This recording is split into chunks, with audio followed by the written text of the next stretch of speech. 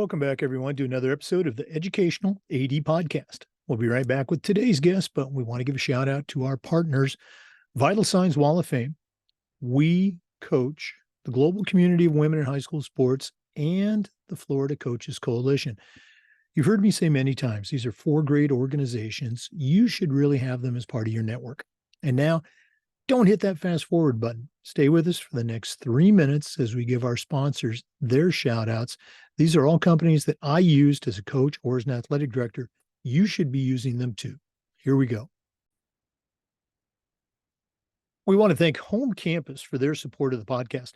Home Campus is the exclusive high school and state association management platform for the podcast. It's also your one-stop platform for scheduling, student athlete eligibility and clearance, coach clearance, and a whole lot more.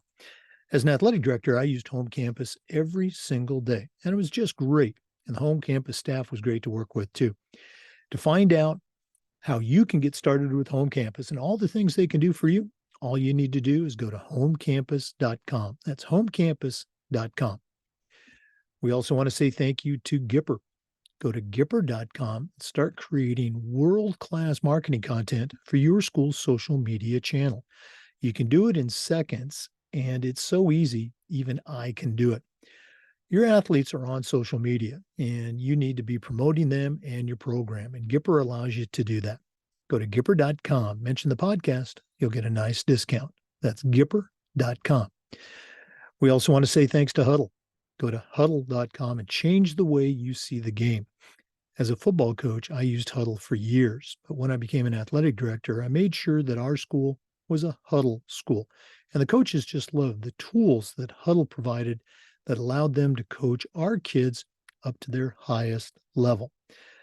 At Huddle, we believe in sports and teams believe in Huddle. Join the 8 million users and turn your school into a Huddle school.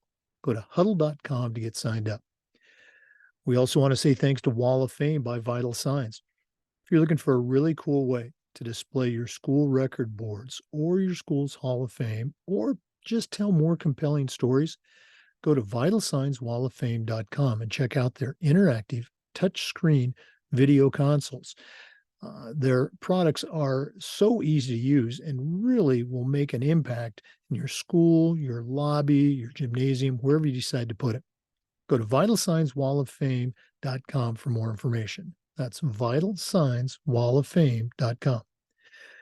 We also want to say thanks to Snap Mobile. Go to snapraise.com. Check out their entire suite of platforms designed to help you do your job better. If you're looking for a fundraiser, stop right here. Snap Raise is hands down the best you can find. But there's so much more. You've got Snap Manage, Snap Connect, Snap Store, and a whole lot more that you can find at snapraise.com. That's snapraise.com. We also want to say thanks to Sideline Interactive, indoor score tables and video boards. Go to sidelineinteractive.com and schedule a live web demo and see their scoreboards and their score tables in action. Probably one of the best purchases I ever made was our Sideline Interactive indoor score table. Go to sidelineinteractive.com to get that free web demo set up. Sidelineinteractive.com. We also want to say thank you to Hometown Ticketing, the leading digital ticketing provider to schools and colleges. Go to hometownticketing.com. They're going to show you how to set up and sell your tickets online. They're also going to show you how to collect the revenue. And here's the best part. Every account is going to be assigned a dedicated client success manager to provide you with hands-on support every step of the way. That's every step of the way. Go to hometownticketing.com for more information. Simple and easy online ticketing. And we want to thank Athletic Surveys by LifeTrack. Athletic surveys are a quick, easy, and an affordable way for you to collect comprehensive data that allows you to evaluate and improve your entire program. Athletic directors already hear from the complainers, the 2% that want to gripe about everything. Athletic surveys not only connect you with the 2%, but they also connect you with the 98% that love and support your program.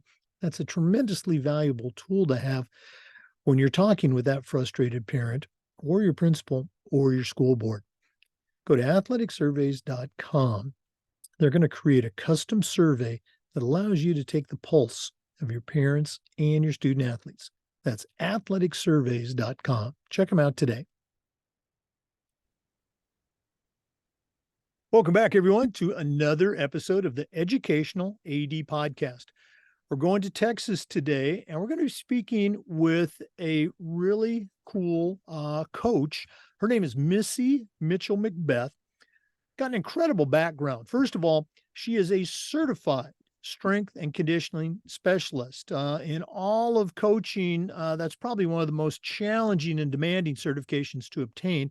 She's a CSCS. She's a longtime strength coach, spent time at the Division I level, spent time as a high school strength coach, and now she is the founder of Safe Iron Training. We'll talk about her website, safeirontraining.com. She works with teams, she works with athletes, she works with coaches.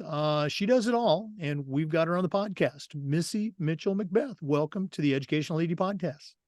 Thank you for having me on today.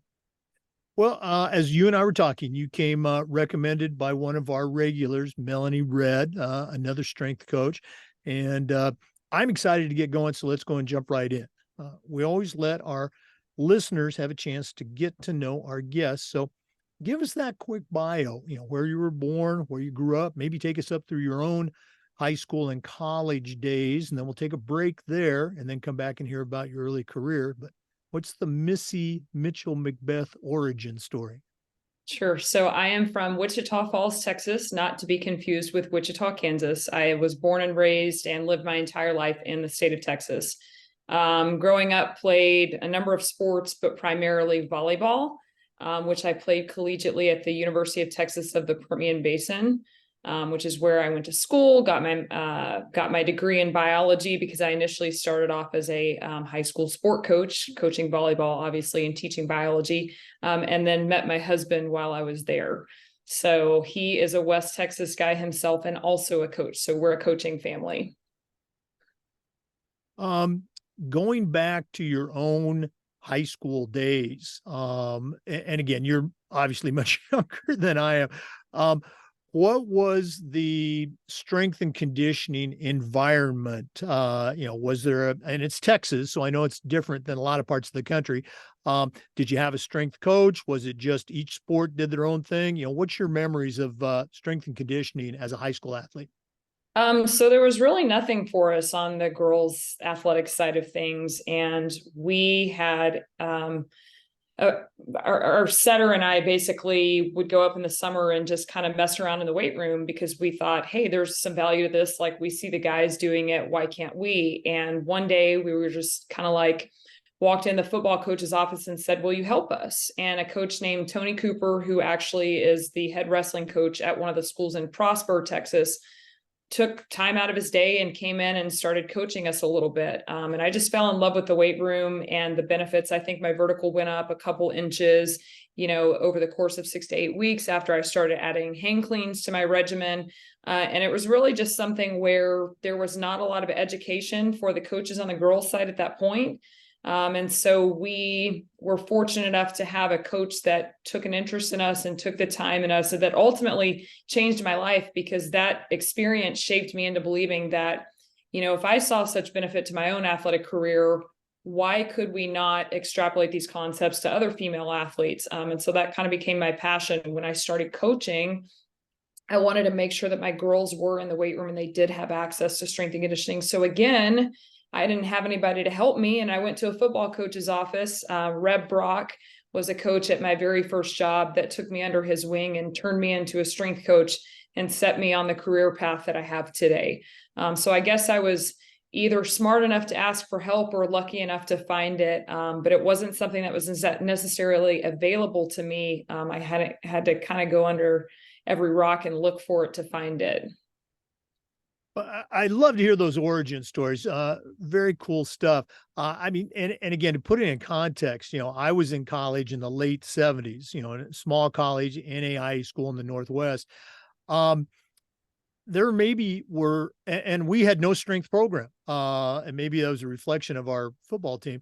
But we had like maybe 5 guys, like I was one of them as a wide receiver that were in the weight room, and we were benching, we were squatting. Of course, we were doing curls in front of the mirror. And then a track coach came in one day and said, "Have you guys ever thought about doing, cleans and things like that?" And I went, What is that?" And those moments, where that coach comes in, either you seek them out or they find you accidentally, can really, really make a difference. Um, Fast forward to your college career. Was there any difference in their approach at the college level to strength and conditioning? And again, we're going to talk about, safe iron down the road in the podcast, but what was it like as a college athlete? Well, once again, I had no access. I was at an NAIA school, and the weight room was actually the rec center for the general population students. And it was set up like a fitness facility. And I had no idea, other than what I'd been exposed to in the limited couple of years at high school level, how to write a program for myself. So I was going to like Muscle and Fitness magazine and literally snipping out the pages, because this is in the early 2000s. The internet was, you couldn't take the internet with you on a phone. So I'm snipping out pages and taking those and basically doing bodybuilding workouts. And actually, our volleyball coach did not believe in in-season lifting because he felt that it would make you slow and sore. And so I would have to hide in the weight room and train. One of the many reasons that he probably didn't care for me too much, but had to hide in the weight room so that I was able to train. So once again, not exactly the storybook come up story, of a strength coach, but here we are nonetheless.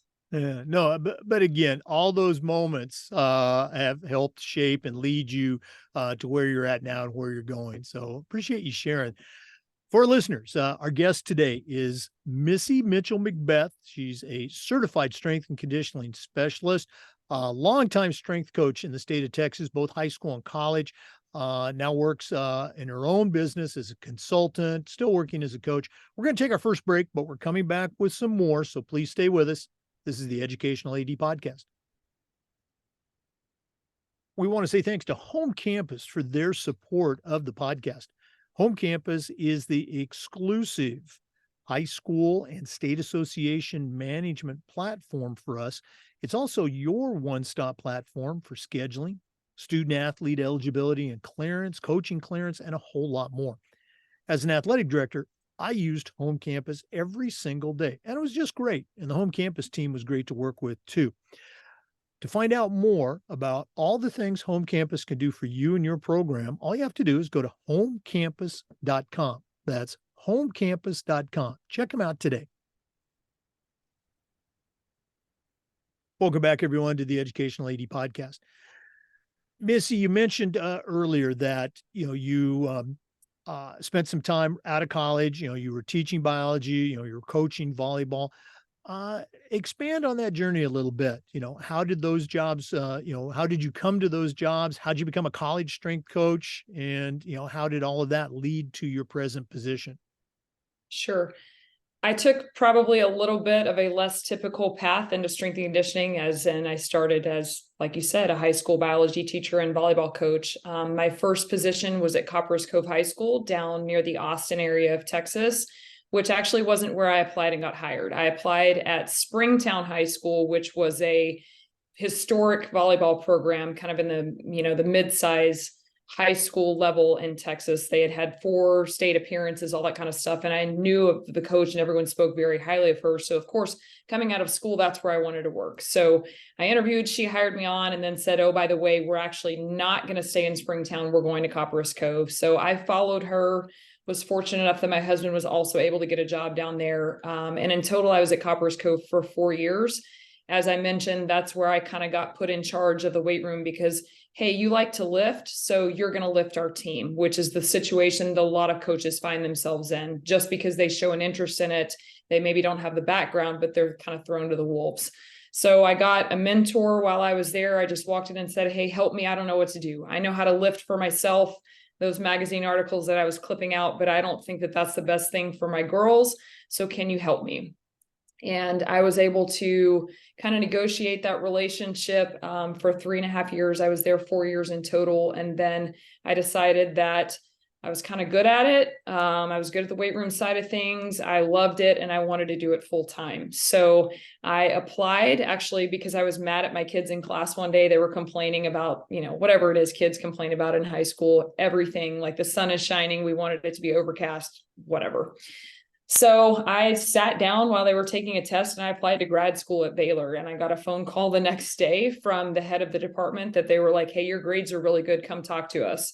And so I went in and they basically scholarshiped me for a master's degree, which isn't really heard of. I didn't do a GA or anything. So did that for, I think it took me a year and a half. During that time, I was personal training right off of Fort Hood, which is a huge Army base in Texas. And so I was training a lot of military and military wives, which is actually one of the most fun things. And the greatest honors that I've ever had in my life was to work with military personnel. But after I graduated, as part of my graduation requirements, I had to do an internship, which Reb, my mentor, his sons played football at TCU. And so he was like, hey, their strength program is great. Go apply to intern there. So I was like, cool, let's do it. So went in, met, the staff there, got hired on as an interned there for a semester, got hired on as a paid intern in the second semester, and then was hired on that following fall full-time. In total, I was at TCU for 7 years. My primary sport responsibilities were women's indoor volleyball, women's basketball, and women's golf. At about the 7-year mark, I decided that I wanted to take a little bit of a step towards better work-life balance and decided to take a position back at the high school level at a school called Byron Nelson High School in the Trophy Club area of the Dallas-Fort Worth Metroplex, and was the head strength coach for 6 years. So I worked with every sport, primarily with the Olympic side of sports. And then I transitioned from there into my current role with an equipment company called Powerlift. So I work sales, and then I also do a couple of different coaching side businesses, which I'm sure we'll get into here in a bit. Oh, no, absolutely. Let's go back to that TCU experience. Just another great example of how spending some time, interning or volunteering can lead to something really big, really rewarding. What was it like becoming, the head strength coach there at D1 level, elite athletes, some might say high maintenance athletes, although I spent my time at high school and college too. How was it? And again, I'm guessing you were still fairly close in age to some of those athletes. How was it working with them and developing programs for those Division I teams? To clarify, I was not the head strength coach. I was a senior assistant strength coach, I think was my actual title. But I did cover those 3 sports and was in charge of the design and implementation. I was fairly close in age. I think I started at TCU at 26 or 27, and your athletes obviously range from about 18 to 23. I've always really felt like that relationship, or even I get asked a lot of questions about what's it like as a woman coaching men or coaching boys. And my answer is really just however you approach athletes, they're really smart. And they understand like who is in it for their best interest and who knows their stuff and who's helping them make progress. And so when you approach it from that perspective, it wasn't really a challenge that I was young. And I just kind of drew a line between, when you see me outside of here, like we're not friends. Like I'm going to say hi and like we're going to have a good relationship, but this is also a business transaction. Like this is a working relationship. So despite the fact that like you look at me and we're close in age, we're still like, this is still a role of authority, and like you're still a person that needs to show up and work with me. Now, that being said, I had a great relationship with those athletes. And I often, people ask me what the difference between the high school and the collegiate level is. And that's it. When I'm working with an adult with a relatively fully formed frontal lobe, I can have a different connection with that athlete. I can have a different conversation. I can have a different relationship with those older athletes because they're starting to understand like life is not being under mommy and daddy's roof. having my room cleaned up for me and dinner placed on the table. They're having to be a little bit more self-sufficient. So overall, my experience working with athletes at that level was fantastic. I loved it. I loved that maturity level. Obviously, I have a passion for working with younger kids as well. But if I had to pick from a relationship side of things, definitely would go collegiate level any day. Right, absolutely. And you brought up a great point. Kids, whether they're high school kids or college kids or adult kids, they know if you know what you're doing. You can come in and be that, best friend personality, but if you don't know what the heck you're doing, the kids aren't going to respect, they're not going to follow you, regardless of their age. Great point. We're going to take our second break. And when we come back, we're going to take a little bit of a deeper dive into what you're doing now with Safe Iron training. So for our listeners, our guest today is Missy Mitchell-McBeth. We're going to take that break, but we're coming back with more. This is the Educational AD Podcast. We want to say thanks to Gipper for their support of the podcast. Go to Gipper.com and start creating professional grade social media content for your school. Help celebrate your athletes, promote your programs and your teams. And it's so easy, even I can do it. Go to Gipper.com, the platform that's used by over 3,000 high school and colleges to help promote their athletic programs. Go to Gipper.com and mention the podcast. You'll get a nice little discount. Start creating world-class content for your school's social media channel. Go to Gipper.com. We also want to say thank you to Huddle. Go to Huddle.com and change the way you see the game.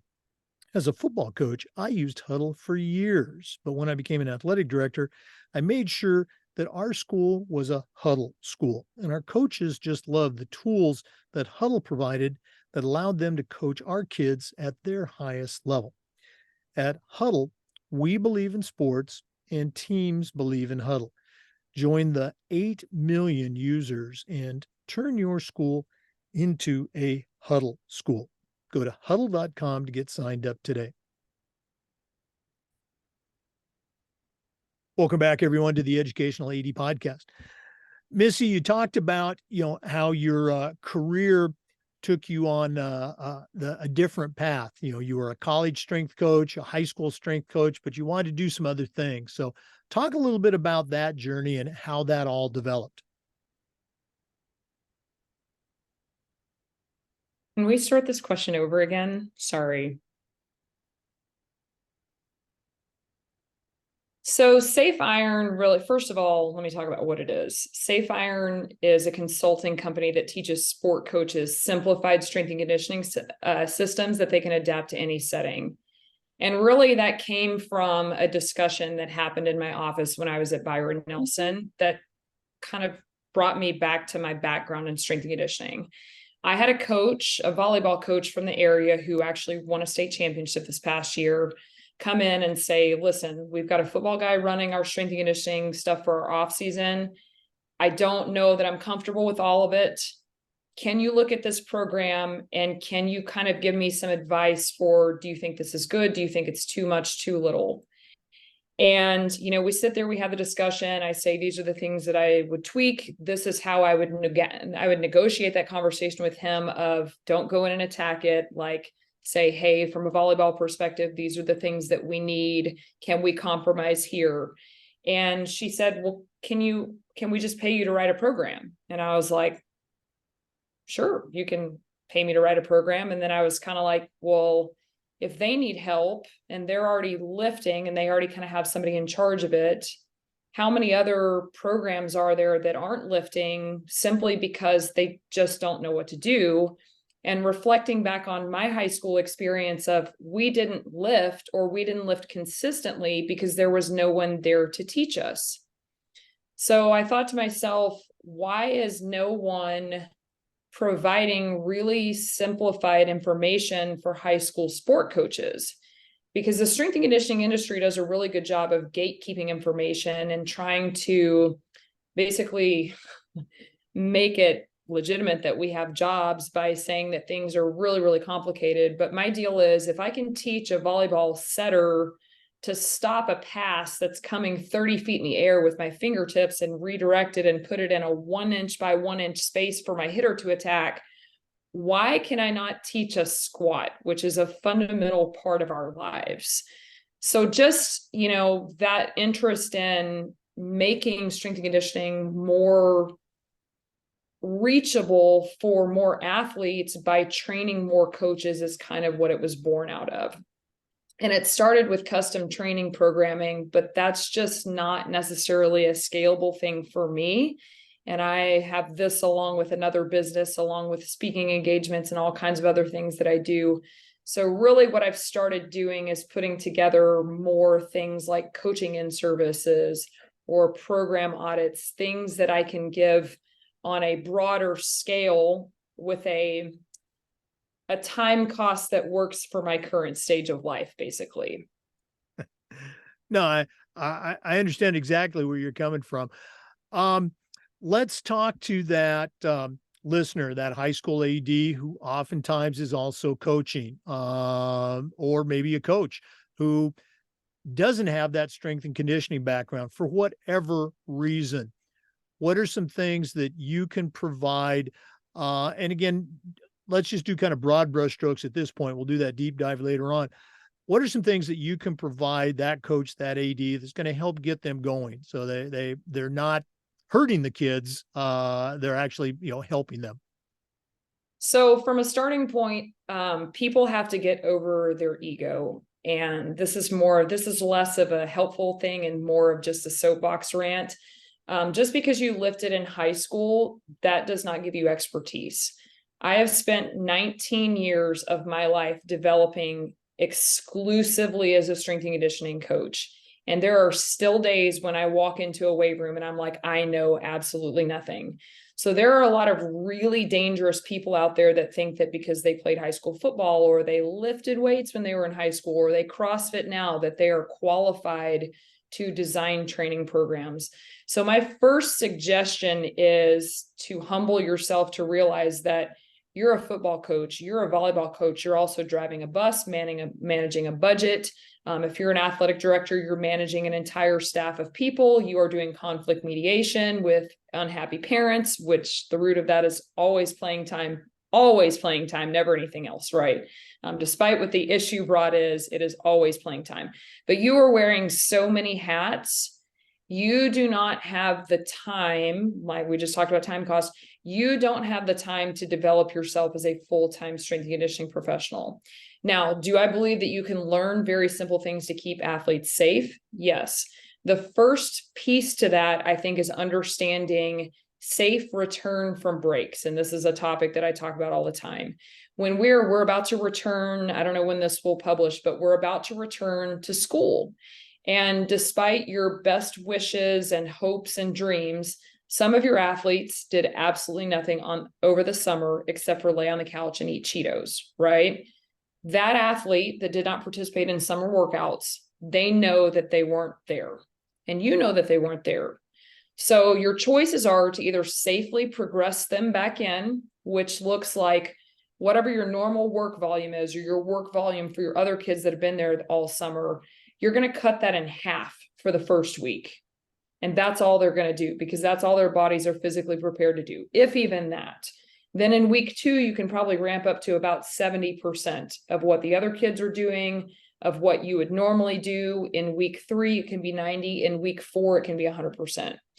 And so when coaches get this mindset of like, I'm going to get them from coming back from this break, it was time that was lost. Like you can't make up for lost time. That's why it's called lost time. What you're doing is you're setting up that athlete to, one, they're miserable because they're terrified to come see you. And that shouldn't be a thing. Like an athlete should want to come back after a break and see a coach. They should be excited about that. It shouldn't be a punishment the first day that they walk in the door. If you're an athletic director, that is your responsibility ultimately to keep everybody in your program safe. So that could be a rule that you make, that athletes that weren't compliant with summer training have half the workload. It might be half the length of practice time. And people don't like that because they're like, oh, we got to get ready. We got to get ready for the first game. Well, the time to do that was like back in June. We're in August now. This is the time to keep athletes safe. And the worst thing that you can do is set them up for an injury long-term because you push them too hard in the short term. So that's number one, I think, was humility. Number two is safe return to play. Number three is seeking out some type of education for you and your coaching staff on what those safe practices are. Obviously, I have my business where the name says Safe Iron, right? Like, I'm literally about safe practices in the weight room, but there's also the National High School Strength Coaches Association that just produced a certification that's like $129 that is specifically targeting a sport coach that is in charge of strength and conditioning. So that is something that could be a resource staff wide and not really cost you that much money as an athletic director or as a program. And the cost of not doing, in all honesty, to not educate coaches on safe strength and conditioning practices has cost athletes their lives. There's an average of like 12 deaths per year, largely due to poorly applied conditioning practices in sport. Now, a couple of things. Appreciate you giving the shout out to the National Federation. Great resource and very reasonable. And your emphasis and the emphasis on safety. I was very fortunate as an athletic director. We had some great certified strength and conditioning coaches in our program, both men and women. And I was going to say maybe their first 2-3 weeks, it was, they always were talking about safety issues. We talked to our parents about it, and we were very fortunate to not have those injuries. But you're absolutely right. You read about, this school or that school where a kid gets hurt in the weight room, and you hear, what were they doing? Okay. I mean, just really appreciate you hammering that home. We'll do this again at the end of the podcast. But Missy, if one of our listeners wants to reach out to you and find out more, and listeners, I think you got a tremendous resource here. Go ahead and give them the website. And if they want to contact you directly, how do they do that? So the easiest way is just to get on my website, safeirontraining.com. And there is a section where you can fill out a contact form that goes directly to my inbox. If you would prefer to skip that step, safeirontraining@gmail.com is my email, where I do all things Safe Iron, but both of those systems are going to take it exactly to the same place. So whichever you prefer, website, contact form, or email me directly. All right. Well, let's be professional, listeners. Safeirontraining.com. Go to the website, fill out the form. And again, we'll give that information out again at the end of the podcast. We're not done, but we're going to take another break. So please stay with us. This is the Educational AD Podcast. We want to say thanks to Vital Signs Wall of Fame for their support. Go to vitalsignswalloffame.com and check out their interactive touchscreen video consoles. If you're looking for a great way to display your school records, maybe your weight room records, or even your school's Hall of Fame, go to vitalsignswalloffame.com. They're on a mission to help bring your school's legacy to life. They're going to help you showcase your school's diverse history, your proudest moments, and your top role models. Go to vitalsignswalloffame.com. Mention the podcast to them. You'll also get a nice little discount. vitalsignswalloffame.com. We want to say thank you to Snap Mobile. Go to snapraise.com and check out their entire suite of platforms designed to help you do your job better. If you're looking for a fundraising program, stop right there. Snapraise.com is hands down the best you can find. They even have a program where they will give you your funding before you actually start your fundraiser. Nobody else does that. But there's also Snap Connect, Snap Store, Snap Manage, and a whole lot more. You'll find it all at snapraise.com. That's snapraise.com. Welcome back, everyone. Once again, our guest is Missy Mitchell-McBeth, a certified strength and conditioning specialist from the great state of Texas. Missy, again, we talked about the website, which is safeirontraining.com.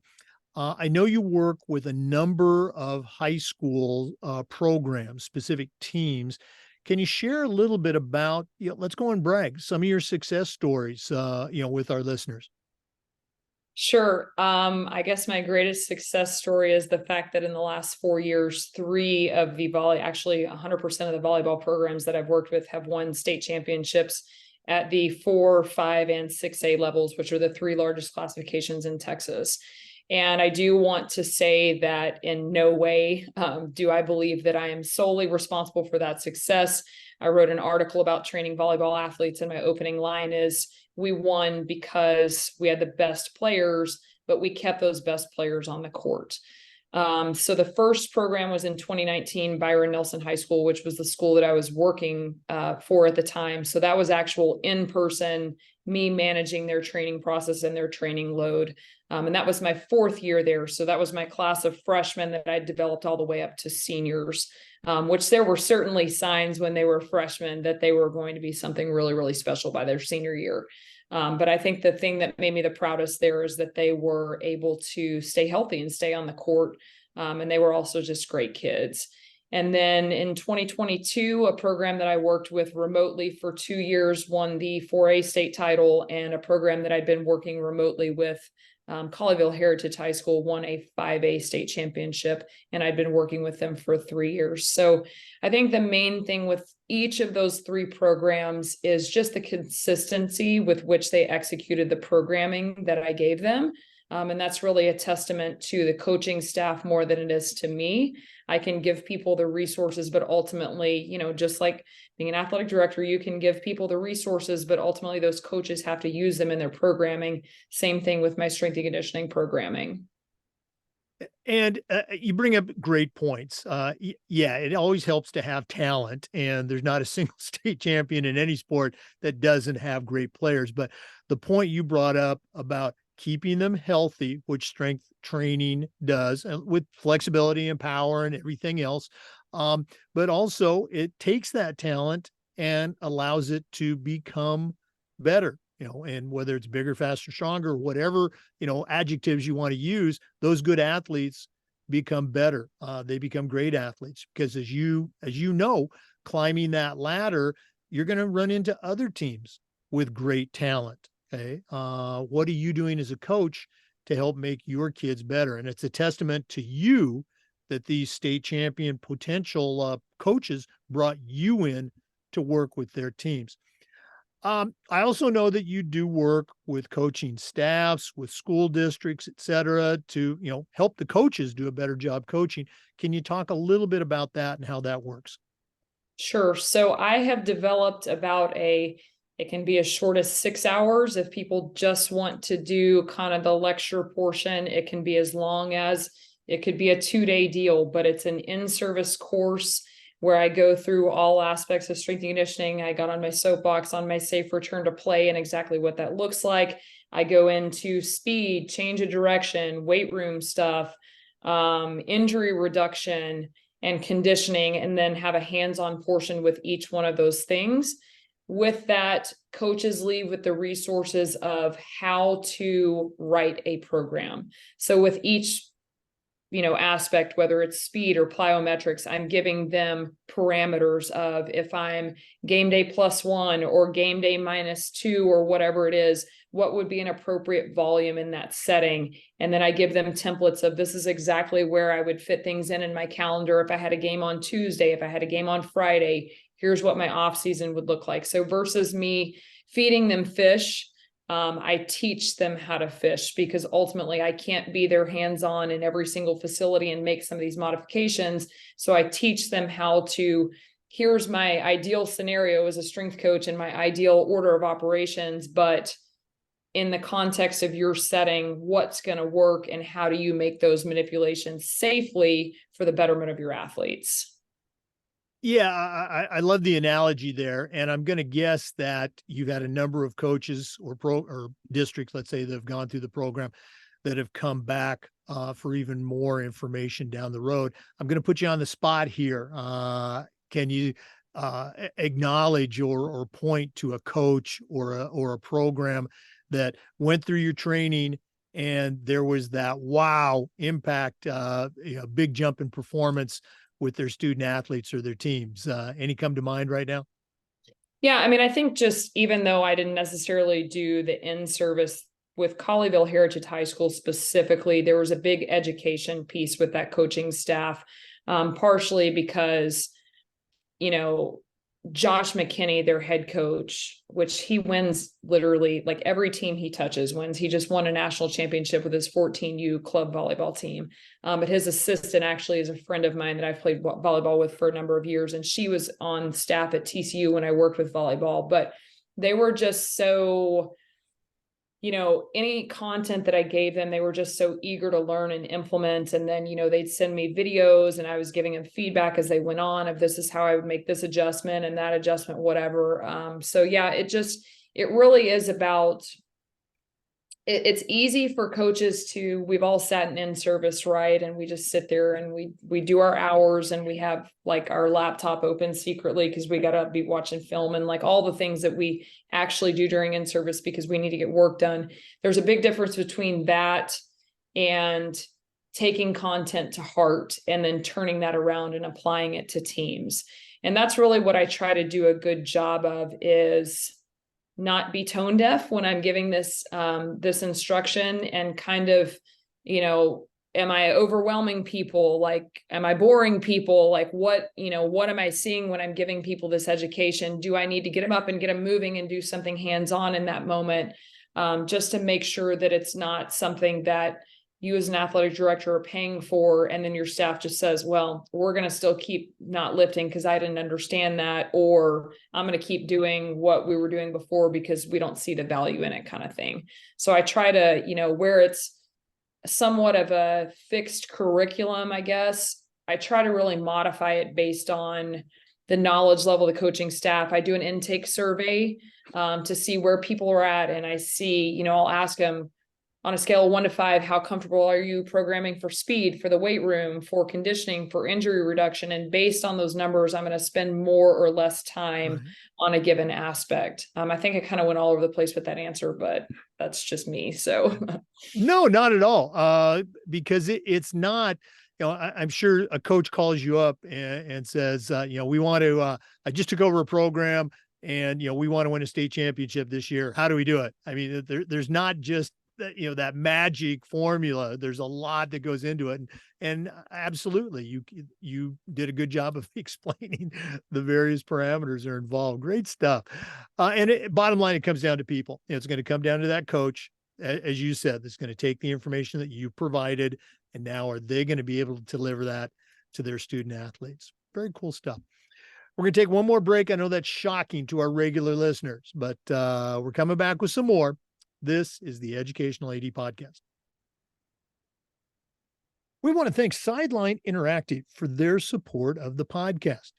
Go to sidelineinteractive.com and schedule a live web demo and see their indoor score tables and their scoreboards in action. Probably one of the best purchases I ever made as an AD was our Sideline Interactive indoor score table. Of course, we used it for home games, but we also used it for pep rallies, for signing ceremonies. Their products are tremendously versatile, and their customer service is just outstanding.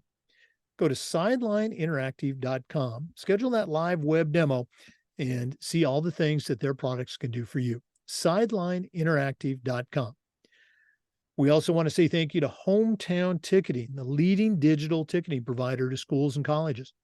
Go to hometownticketing.com. Their team is going to show you how to set up and sell your tickets online, not just for your athletic events, but things like school plays, concerts, school dances, even graduation.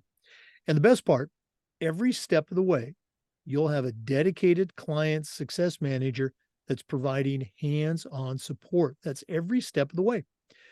Hometown Ticketing is digital ticketing that offers more support, more security, more customization. Go to hometownticketing.com to get started today. Welcome back, everyone. Missy, you and I were talking during the break, and you came up, you mentioned a great topic. Can you share a little bit about that with our listeners? Sure. So I want to share something about the health of your coaching staff. And when I say health, I mean the actual physical health. So in addition to my own company, Safe Iron, I run a company with a partner called the Conditioning Project. And basically that is a online community-based training system that improves the health of coaches by taking a more balanced approach to life and training. So what we have as a coaching industry is we have a tremendously stressful, tremendously demanding industry where we give a lot to other people. And that's just the expectation and the norm, is that we're going to put our athletes first and ourselves and often our families second. And what that led to for me, beyond burnout, it led to the fact that at about 2:00 in the afternoon, knowing that I had 3 or 4 groups coming in after school that I needed to train, I was already exhausted and I was having to do caffeine, energy drinks, cups of coffee, all that kind of stuff. That in turn made my sleep horrible. So then when I had early morning groups the next day, I was groggy, fuzzy, all the things. And you just had this like chronic fatigue basically coaching. And I think that a lot of listeners can probably sit and say, yeah, like I drink caffeine before and during football practice, or just to make it through parent meetings or whatever it is.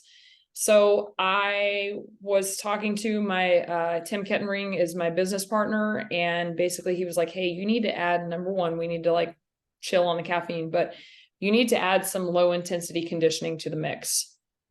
And I was like, well, I don't know, like really, I already lift and I play a sport and I do all the things correctly, but I'm still tired. He was like, well, why don't you just try it? He's like, because basically this will get a little sciencey. I said I was a biology teacher. Here we go. You have 2 branches of your central nervous system. You have your sympathetic nervous system, which is your fight or flight mode, which we're in all the time as coaches, because we're either getting excited for practice, we're dealing with stress from kids, stress from parents, or we're drinking caffeine. Then when we do exercise, we exercise really high intensity, right? Because we don't have a lot of time. So we're always activating that sympathetic nervous system. Well, there's health consequences to that. On the other side of it, we have the parasympathetic nervous system, which is your rest and digest system. When those two systems are out of whack, you don't sleep well, your health suffers, you have cardiovascular issues. So back to the story. He says, hey, you need to do some of this lower intensity conditioning. So we see some physiological adaptations to your central nervous system, as well as, cardiovascular system. And I was like, okay, fine, I'll try it. So after about 6 weeks of being on this programming, I started to feel better and I had more consistent energy throughout the day, and I wasn't grabbing caffeine in the afternoon, and my mood was better because I was sleeping better, and I was coaching better because my mood was better. So all the things. So something as simple as taking care of one aspect of our health can make us a better coach. So instead of, ignoring those things and just continuing on our path of I have to do what's best for my athletes, do what's best for your athletes by putting on your own oxygen mask first. So based on that experience, I said, hey, we need to teach other coaches about this. And he was like, okay, well, how do we do that? So we put out a tweet and we got a group of 9 coaches and we put them through a 12-week training program. And turns out at the end of 12 weeks, their resting heart rate was decreased. Their heart rate variability, which is a measure of recovery and overall central nervous system function, that had improved. More importantly, they felt better. They were sleeping better. They were recovering better. And so we were like, hey, this needs to be a thing. Let's start a business. So we very grassroots started a business, again, called the Conditioning Project. You can find out about it at conditioningproject.com. But all that being said, as an industry, we really need to take a look at the fact that we are teaching health and fitness to kids at the root of it. Like, yes, we're teaching sports. Yes, we're teaching life skills, but one of those life skills is health and fitness, and we're very often not taking care of our own. So I would love it if we saw a shift in our understanding as a coaching profession that we can be better for our athletes. We can show up better for our athletes every day if we will do better for ourselves from a health perspective. And that includes conditioning, that includes doing some type of resistance training, that includes drinking water, which is a bugaboo for me sometimes, that includes eating healthy. And those are all things that we address in our cohort programming. But I think that people can very simply just go outside and take a walk. I mean, we're very often like, oh, as a coach, yeah, like I get all this activity in practice, but you're in fight or flight mode during that because you're just on like trying to coach and watch all these things. Just go take 30 minutes in the evening and go spend time with your spouse or walk your dog or just on your own. Just get out and walk and do something to improve your cardiovascular fitness and your overall health. Yeah, I'm so glad that you shared that, and I want you to give out the website again. It was the conditioningreport.com. Is that correct? Conditioningproject.com Okay. slash cohort, because we Okay. call it our cohort. All right. Excellent. Thanks for correcting me on that. Sure. Was just talking to someone in the industry the other day. Um, our next segment, getting ahead of myself, is our AD toolbox. And one of the more frequently mentioned tools revolves around this idea of self-care and family time, but also taking care of yourself. I think coaches and ADs are some of the worst. They're some of the best at giving advice. They're some of the worst at following their own advice, particularly in this area. So glad that you mentioned that. It sounds like a really cool way to get that type A personality involved with others of a similar mindset in the cohort. Very, very cool. Please give out that site one more time. Sure. Conditioningproject.com slash cohort. Conditioningproject.com/cohort. Very cool. Missy, I'm so glad that our mutual friend, Melanie Red, connected us. I wish we had more time to spend, but we're not done yet. We always wrap up with the athletic director's toolbox. Now, you are not an athletic director, but you've certainly spent time around athletic directors at the high school and the college level and continue to do so. So we're going to take our final break. We're going to hear from Athletic Surveys, who sponsor this segment. And when we come back, I'm going to challenge you to send out a brand new athletic director on their very first job, but I'm only going to let you put 3 things in their toolbox. So let's go and take that final break, and then we're going to come back and find out what Missy Mitchell-McBeth is going to put in her new athletic director toolbox. We want to thank Athletic Surveys for sponsoring the AD Toolbox segment. Athletic Surveys are a quick, easy, and an affordable way for you to collect comprehensive data that allows you to evaluate and improve your entire program. Athletic directors already hear back from the complainers, the 2% that want to gripe about everything. Athletic Surveys will connect you with that 2%, but they're also going to connect you with the 98% that usually love and support your program. And that's a tremendously valuable tool to have when you're talking with that frustrated parent or your principal or your school board.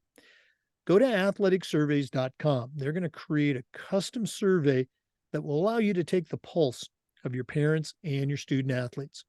Go to athleticsurveys.com. Let them help you take your athletic program from good to great. Well, it's that time of the podcast. We have just spent about an hour. It's been a great hour with Missy Mitchell-McBeth, certified strength and conditioning specialist, longtime high school and college strength coach, now a consultant and educator. She's not an athletic director, but she certainly spent her time around high school and college ADs. Right now, I'm going to challenge her to send out a brand new athletic director on their first job, but I'm only going to let her put 3 things in the toolbox. So, Missy, what 3 items are going to go into your new athletic director toolbox? First item I've already touched on, and that is humility. Even though you are in charge of the entire athletic department, that does not mean that you are necessarily qualified to weigh in on the entire athletic department. And there are people within your care as an AD that know much more about their individual context, about their area of expertise. So when those individuals come to you and with a need based on their niche, you need to listen to them about their problems, but also the solutions that they provide. And instead of assuming that you know how to do it better, very often the people that we supervise, I'll use the example of athletes. There were times that I'm like, do it this way in the weight room. And then I watch a kid do it another way. And I'm like, that's actually better. And we need to do it the way that Susie over there is doing it. So have the humility to know that you don't know everything and seek help. There's not a single person that is going to lose respect for you as an athletic director because you listened to a great idea that they had. Have the humility to give autonomy to the people that work underneath you. And from a strength and conditioning perspective, that humility will lead you, if you are hiring a new strength and conditioning position, to say, hey, I don't know what I don't know about this, so I can seek outside help to help me make this hire, whether it's getting questions to help you vet a candidate, whether it is, like I mentioned, the National High School Strength Coaches Association earlier. I'm actually on the board for that. Talking to members, to state directors, they can help point you in the right direction of good candidates. So humility is a huge one. With that, I'd tie in kind of staying in your lane on some things. Number 2 is having a spine. I was incredibly fortunate in the last 6 years with my athletic director at Northwest ISD. We're a 3 high school district, that our athletic director had our back on things. Now, if you as a coach were out of line for something and a parent came in and complained, that's one thing. But if it was just a matter of, we touched on playing time, kid is disgruntled because of playing time, I saw our athletic directors over and over and over support us as coaches. And I think that is absolutely critical, because we are in an era where kids are just used to getting their way, parents are used to getting their way, and that's all well and good. But in a team setting, not everybody can have their way all the time. And it ultimately comes down to, I was on the phone with a coach the other day where he was like, I don't know what to do about this situation. I was like, that is your athletic director's job, to support you and draw that hard line. You are not qualified to make that decision, because the decision that you make will not carry any clout. So a spine would be number 2.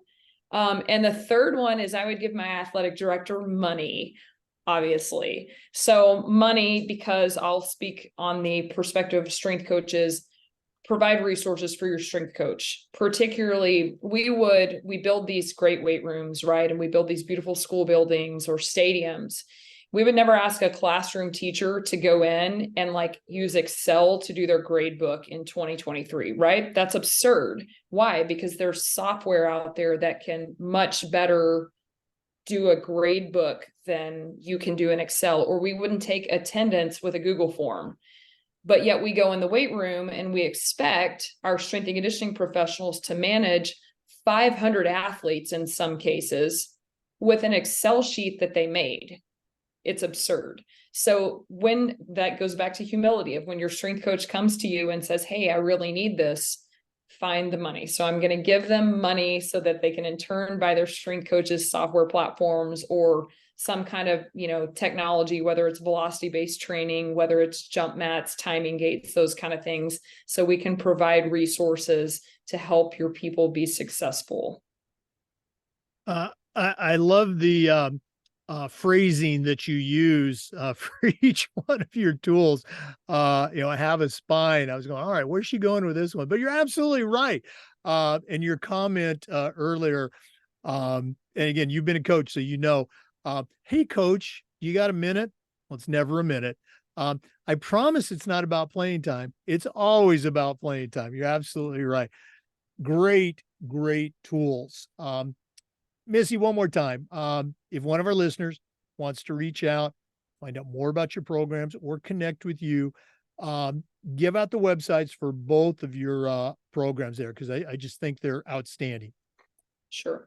Safe Iron, which is my consulting and coaches education platform, is safeirontraining.com. And my coaches health platform is conditioningproject.com/cohort. I love it. Make sure you check them out. They are 2 great resources. Okay.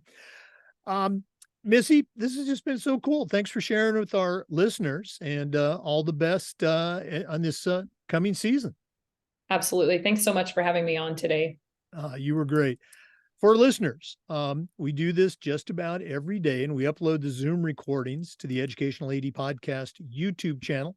Of course, we appreciate you listening. Come back next time for another great interview and more best practices on the Educational AD Podcast. We'll see you next time.